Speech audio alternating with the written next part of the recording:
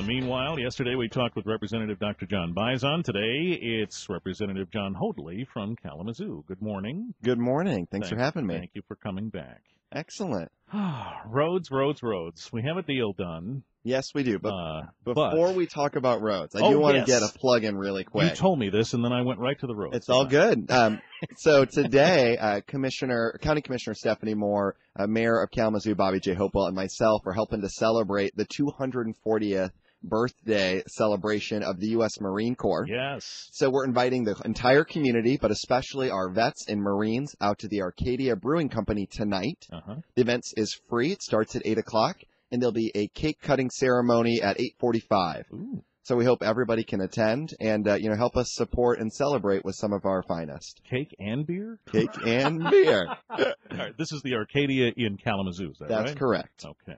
So that's Hope just to see you there. East of downtown there. That's right. Okay. Well, that's very nice. Yeah, we talked about that a little bit earlier. Somebody actually called and reminded us about that anniversary, and that is a big deal. It's going to be a good celebration. Yeah. And, when you're driving from Battle Creek over to Kalamazoo, you're going to, of course, be taking our roads, which is what I'm sure we're here to talk about. Well, among other things, you've been busy this week. But, yes, let's start with that. We talked with Dr. Bison about that yesterday. The governor is apparently going to sign this thing today. And I think the deal was done maybe 6 seconds, and John was out there talking about it instantly. Your reaction was? I mean, I'm not surprised the governor doesn't want to sign it. He shouldn't sign it. It's a bad deal for Michigan. And, someone who claims to be an accountant and a nerd, he knows as well as I do that the math doesn't add up. I mean, at the end of the day, we're going to be paying more in taxes, and we're not going to get what we're paying for. And that's the real problem with this. I talked to a lot of folks, and, they're not happy about paying higher taxes, but they're willing to do it if it fixes the road. But this plan that went through the House, which, by the way, came out of, the dead of night, again, the discharge bills from committee, all these things that were sort of just pulled from nowhere. It ends up, generating about anywhere close to $600 million in new revenue, maybe. But it then cuts $800 million from the general fund. And that's money that we don't really have, and we can't really promise is going to be there. Plus, this is going to phase in over 5 years or so, which means if you're expecting your roads to be fixed tomorrow or next year, unfortunately, it ain't going to happen. In fact, we're going to put about $52 million extra in next year from what we're putting in right now. Well, and it's interesting, though, because some of the notion in that is, we could throw a barrel of money at MDOT today for next year, and they probably couldn't get new projects all lined up that fast, though. That's probably fair, but you probably also could do more than $52 million in new projects. Well, that doesn't even keep up with the rate of inflation. So, in essence, we're actually going to essentially be spending less next year than we are this year on roads. So, I get the talking point, but the math doesn't add up. Representative Jon Hoadley is here. We'll pick up where we leave off here in just a second. And I'll tell you what bugs me about all this when we come back in a minute on WBCK.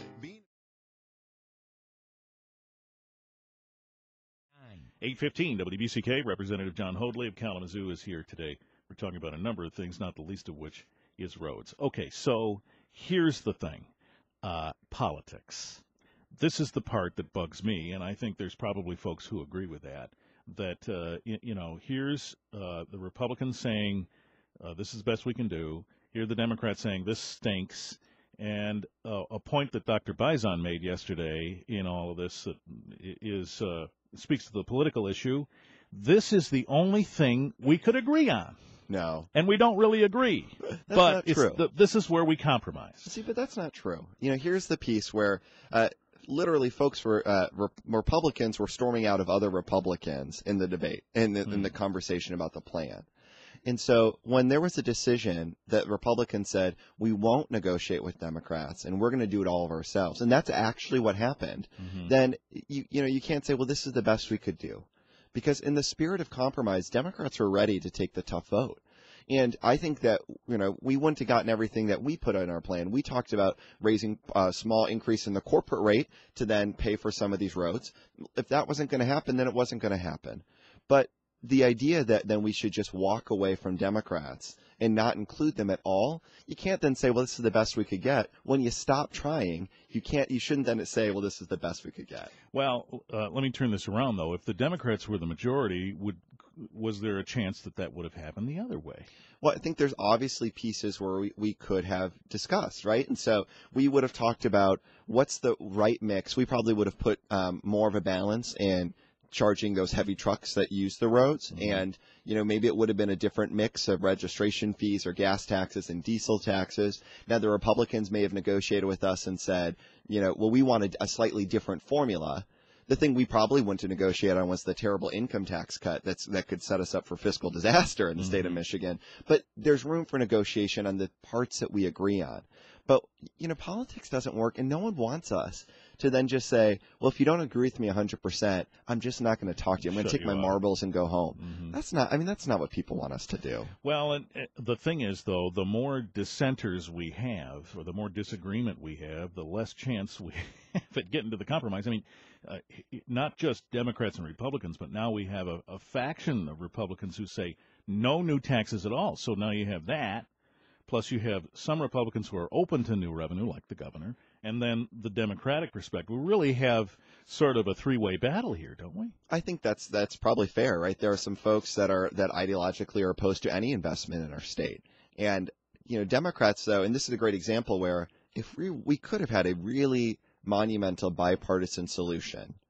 The sticking point on this was this income tax rollback that really, like I said, could set up the state for fiscal disaster. And remember, over half this money, essentially, that we're trying to plan to pay for this package comes from income tax in the future, which could be jeopardized by the very income tax that the Republicans passed to go forward. So you can't say then, mission accomplished. When you've set up the mission to fail, then back in 2022 or 2023. And in fact, the House fiscal analysis and the original package said if it would have been in place a couple years ago, would have blown a $680 million hole in our budget. Now, the final version that passed is slightly better than that, so I give the Republicans credit for making some fixes. But there's no reason that we should jeopardize then whatever the roads package plan was and hope that sometime in the future nothing bad will happen, and if it does, someone else will fix the problem we created. Okay, yeah, I get that point. I think, though, when we say some don't want to invest in the future, they may disagree with that. I don't mean to put words in anybody's mouth, but they may disagree with that. We just don't agree on how to do it. Well, I would say that when they are ideologically opposed to any new taxes, then they're saying that they are opposed to any additional investment in the current priorities of the state. Mm-hmm. And so I give my friends some credit. They say, well, we could reprioritize. And one of my good friends in the legislature, she uses the analogy that says, you got to pay the mortgage first, and then you figure out if we have money to go out to eat or, all these other things you want to do. Right. I agree, except that in this case, our mortgage isn't just the roads. We need to look at long-term competitiveness for the state of Michigan, which means investing in higher education. We need to look at the long-term health and safety of our communities, which means we need to invest in revenue sharing. So it's not like we just have one mortgage in the state of Michigan. We're managing a complex budget, and there's a lot of priorities that has to have at least some funding if we want to compete in the 21st century. Okay. Representative Jon Hoadley is here. When we come back in a minute, we'll talk about transparency. You're working on that as well, and we'll discuss that in just a minute on WBCK. This portion 823 WBCK. So, Jon Hoadley, representative from Kalamazoo, what do we do now? This is the way it is. The governor's going to sign it. We just push it down the road, sorry for the pun, and wait and see what happens. Well, I think we're in a wait-and-see situation. I think there's an ongoing obligation where folks need to talk to their legislators about we need more investment and we need that investment faster. I do hope that now that the framework, even though I disagree with it, we have a framework. I hope that future legislators can find a way to maybe modify it and expedite some of that investment. And again, there's maybe some tweaks that we can make, like, for example, related to the heavy trucks and the commercial vehicle registration pieces that haven't been done yet that could be taken up in the near future to add some little extra revenue for the folks that use those roads the most. And hopefully, let's get those roads fixed faster. In the meanwhile, here we go now. The next big thing will come along, and we'll have a bunch of dissension and difficult time finding common ground. Boy, how do we get through that? Well, you have to find ways to work together. I'm very interested in the energy work that's coming up shortly. We have to renew Michigan's energy plan. And there's 4 big pieces of legislation moving about how much our ratepayers paying and how much choice is in the market, how much renewable and how much efficiency is happening. Right. So like 4 big levers. But the good news is maybe there's a place here where we can really find some bipartisan trade-offs. No one's going to get everything they want. But if we can find a way to continue to keep Michigan secure and competitive, I think that's good. And let's focus on some things that we also should all agree on. One thing that I was working on with Representative Guerra yesterday was a package of bills about transparency in government. Well, and there's a clip in the news with you in it talking about that. What is this about? So actually, unfortunately, yesterday, the Center for Public Integrity came out with a report that showed that Michigan was dead last when it comes to transparency and accountability in the country. So what we've done is introduced a package of bills that build on a set that we had introduced earlier in the year that just try to add a little sunshine. So, for example, my bill says that if you file a late report or you don't report and file things on time, that the candidate is personally responsible for those fees, not your candidate committee. So you can't essentially get money. So you couldn't get secret money at the end, know you're going to pay a fine, and then use some of that secret money to pay for it. It just doesn't make sense, right? Yeah. There's consequences to your actions. And that should be a bipartisan thing. We just had a really good hearing a couple of weeks ago on looking at some ways to help reduce corruption. Not that it exists in the election process, but ways to make sure we safeguard against potential pieces for the future. And that was a bipartisan effort. So there's some things that I hope we can come together on. And I would just note that a lot of people hear about the most contentious pieces. Sure. Right? And that's what you hear conflict on. The reality is that a lot of us get along really well. We agree to disagree on pieces, and I think we're all trying to come from the right spot. But we see the world differently and have different ways to make it better. But that said, most of the legislation that passes is bipartisan, has a large majority of support, and it's really things that are just coming together to make Michigan better.